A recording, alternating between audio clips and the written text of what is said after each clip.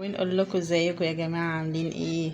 معاكم ماما فتحيه بتتناول العشاء، وجبه العشاء، وجنبها ماما كوكي مستنيه لما فتحيه تخلص اكل وبعد كده تاكل، عشان هي ما بتحبش تاكل مع حد. يعني الحمد لله كده فتحيه خلصت. بصوا بقى هي تخش ازاي، شوف النظام والادب والاحترام. يعني لا، فتحيه رجعت تاني تقول لها البطاطس دي بتاعتي ما تخلصهاش يعني. لان فتحيه كده انا هسميها ملكه البطاطس، بتعشق البطاطس المسلوقه قوي.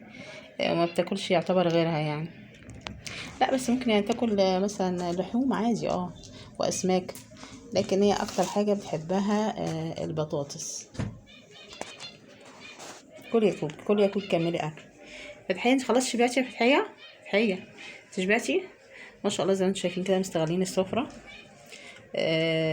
بياكلوا على السفره. ثانيه واحده كده، فتحيه مش عارفه تنزل ولا ايه. خلاص فتحيه نزلت بقى، وجت كارلا كمان. سبحان الله، يعني يسيبوا فتحية تخلص وبعد كده ياكلوا هما.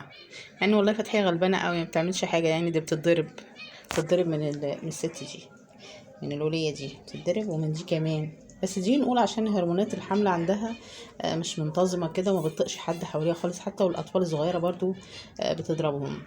ودي بقى طبعا ما بتحبش الخناقات في البيت والإزعاج، فبتروح ضربة الكل.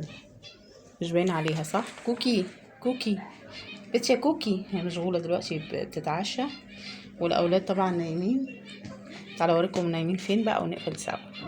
بصوا الأولاد نايمين هنا اهم، مكلفتين التلاتة كده في حضن بعضيهم، ومدينها السهرية بقى علشان هيصحوا كده ايه على الساعة 12 كده، يقرفوني بقى وناو ويخشوا المطبخ وقلة أدب. فأنا أروح بقى أشطب المطبخ كده عشان ايه لما يصحوا أكون ايه فايقة لهم. يلا حبيبي، سلام عليكم.